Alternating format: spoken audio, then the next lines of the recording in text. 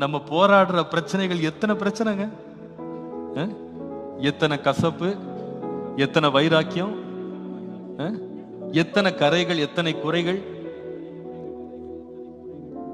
நம்மளாம் யோசித்து பார்த்தோம்னா, ஆண்டவரே நீங்களாம் என்னைய அழைச்சிங்க, அந்த தூதனை விட நான் சிறியவனா தான் இருக்கேன், என்ன நீங்க எதுக்கு அழைச்சிங்க ஆண்டவரே? என்னை எப்படி அழைச்சிங்க?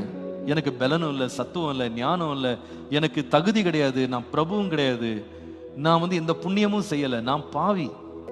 என் பாவம் ரத்தாம்பரம் போல சிவப்பா இருந்தது, ரத்தத்துல தோய்ந்து கிடந்தேன், என்ன போய் எதுக்கு தெரிந்தெடுத்தீங்க? உண்மையா சொல்லுவேன், ஒன்றே ஒன்று, அன்பு. தேவன் நம்மேல் வைத்த அளவற்ற அன்பு. ஹல்லேலூயா, ஹல்லேலூயா.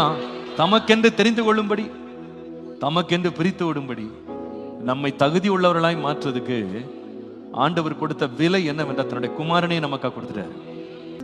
நம்மேல் தேவன் வைத்த அன்பை நாம் நினைத்து பார்ப்போம். ஆனால் உண்மையாகவே நம் வாழ்நாளெல்லாம் நன்றி சொல்லுவோம், வாழ்நாளெல்லாம் நன்றி சொல்லுவோம், வாழ்நாளெல்லாம் நன்றி சொல்லுவோம்.